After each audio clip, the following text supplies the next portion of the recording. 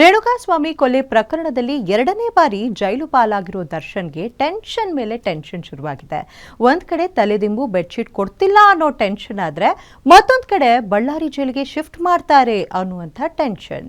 ಈ ಸಂಬಂಧ ಇಂದು ಸೆಷನ್ಸ್ ಕೋರ್ಟ್ನಲ್ಲಿ ಸುದೀರ್ಘ ವಿಚಾರಣೆ ನಡೆದಿದ್ದು ಮತ್ತೆ ನಾಳೆಗೆ ವಿಚಾರಣೆಯನ್ನ ಮುಂದೂಡಲಾಗಿದೆ. ಹಾಗಾದ್ರೆ ಇಂದು ನಡೆದ ವಾದ ಪ್ರತಿವಾದ ಹೇಗಿತ್ತು ಅನ್ನೋದರ ಕಂಪ್ಲೀಟ್ ಡೀಟೇಲ್ಸ್ ಇಲ್ಲಿದೆ.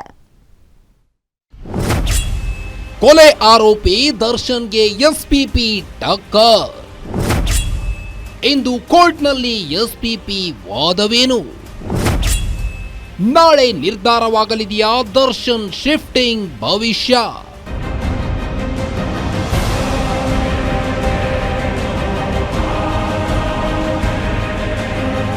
ರೇಣುಕಾಸ್ವಾಮಿ ಕೊಲೆ ಕೇಸ್ನಲ್ಲಿ ಕಂಬಿ ಹಿಂದೆ ಇರೋ ನಟ ದರ್ಶನ್ಗೆ ಜೈಲಿನಲ್ಲಿಯೂ ನೆಮ್ಮದಿ ಇಲ್ಲದಂತಾಗಿದೆ.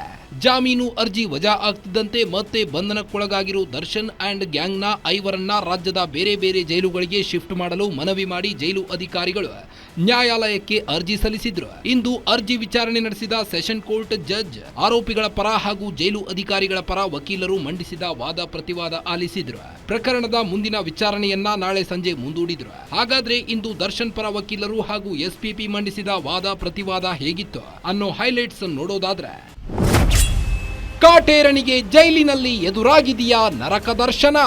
ಜಾಮೀನು ರದ್ದಾದ ಬಳಿಕ ಪುನಃ ಬಂಧಿತನಾಗಿ ಪರಪ್ಪನ ಅಗ್ರಹಾರ ಜೈಲು ಸೇರಿರೋ ದರ್ಶನ್ಗೆ ಜೈಲಿನಲ್ಲಿ ನರಕ ದರ್ಶನವಾಗ್ತಿದೆ ಅನ್ನೋ ವಿಚಾರ ಬೆಳಕಿಗೆ ಬಂದಿದೆ. ದರ್ಶನ್ ಸೇರಿದಂತೆ 5 ಆರೋಪಿಗಳನ್ನ ಪರಪ್ಪನ ಅಗ್ರಹಾರ ಜೈಲಿನಿಂದ ಬೇರೆ ಜೈಲುಗಳಿಗೆ ಸ್ಥಳಾಂತರ ಮಾಡುವಂತೆ ಜೈಲು ಅಧಿಕಾರಿಗಳು ಸಲ್ಲಿಸಿದ ಅರ್ಜಿಯ ವಿಚಾರಣೆ ಇಂದು ಸೆಷನ್ ಕೋರ್ಟ್ನಲ್ಲಿ ನಡೆಯಿತು. ಈ ವೇಳೆ ದರ್ಶನ್ ಪರ ವಕೀಲ ಸುನಿಲ್ ಕುಮಾರ್ ಜೈಲಿನ ಸ್ವಾರಸ್ಯಕರ ವಿಚಾರವನ್ನ ಕೋರ್ಟ್ನಲ್ಲಿ ಬಿಚ್ಚಿಟ್ಟರು.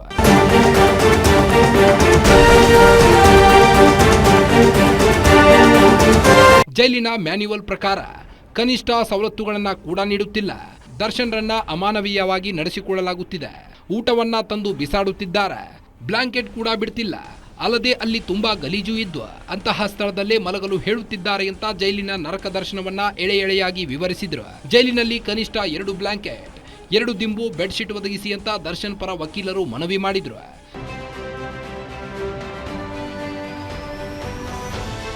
ಕೇಸ್ನಲ್ಲಿ ಇದಕ್ಕೂ ಮುನ್ನ ಸರ್ಕಾರದ ಪರ ಎಸ್ಪಿಪಿ ಪ್ರಸನ್ನಕುಮಾರ್ ವಾದ ಮಂಡನೆ ಮಾಡಿದ್ರು. ಆರೋಪಿಯನ್ನ ಬಳ್ಳಾರಿ ಜೈಲಿಗೆ ಸ್ಥಳಾಂತರ ಮಾಡಲು ಆಕ್ಷೇಪಣೆ ಮಾಡಲಾಗಿದೆ.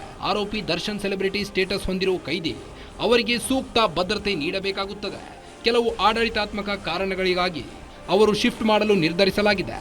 ಟ್ರಯಲ್ಗೆ ತೊಂದರೆಯಾಗುತ್ತೆ ಅಂತ ತಿಳಿಸಲಾಗಿದೆ. ಆದರೆ ಎಲ್ಲ ಜೈಲುಗಳಲ್ಲಿ ವಿಡಿಯೋ ಕಾನ್ಫರೆನ್ಸ್ ವ್ಯವಸ್ಥೆ ಇದೆ. ಬಿಎನ್ಎಸ್ ಕಾನೂನಿನಲ್ಲಿ ವಿಸಿ ಮೂಲಕ ಹಾಜರಾತಿ ಕೂಡ ಊರ್ಜಿತವಿದೆ. ಆರೋಪಿಯನ್ನ ವಾರಕ್ಕೊಮ್ಮೆ ಮನೆಯವರು, ಸ್ನೇಹಿತರು ವಿಸಿ ಮೂಲಕವೇ ಮಾತನಾಡಿಸಬಹುದು. ಟ್ರಯಲ್ ಮತ್ತು ಸಾಕ್ಷ್ಯಗಳ ವಿಚಾರಣೆ ವೇಳೆ ಕಿವಿಗೆ ಹೆಡ್ಫೋನ್ ಹಾಕಿಸಿ ವಿಚಾರಣೆ ನಡೆಸಬಹುದು ಅಂತ ಎಸ್ಪಿಪಿ ಪ್ರಸನ್ನಕುಮಾರ್ ವಾದ ಮಂಡಿಸಿದ್ರು. ಅಲ್ಲದೆ ಆರೋಪಿ ಕುಟುಂಬದವರು ಬೆಂಗಳೂರಿನಲ್ಲೇ ಇರುವ ಬಗ್ಗೆ ಉಲ್ಲೇಖಿಸಿದ್ದಾರೆ. ಭದ್ರತೆ ಮತ್ತು ಆಡಳಿತ ದೃಷ್ಟಿಯಿಂದ ದರ್ಶನ್ರನ್ನ ಬಳ್ಳಾರಿ ಜೈಲಿಗೆ, ಉಳಿದವರನ್ನ ಬೇರೆ ಜೈಲುಗಳಿಗೆ ಸ್ಥಳಾಂತರ ಮಾಡಲು ಎಸ್ಪಿಪಿ ಮನವಿ ಮಾಡಿದ್ರು. ಸೆಷನ್ ಕೋರ್ಟ್ನಲ್ಲಿ ಜಾಮೀನು ಅರ್ಜಿ ವಜಾ. ನಿರಾಸೆಯಲ್ಲಿ ಮೌನಕ್ಕೆ ಶರಣಾದ ಸುಬ್ಬನ ಸುಬ್ಬಿ.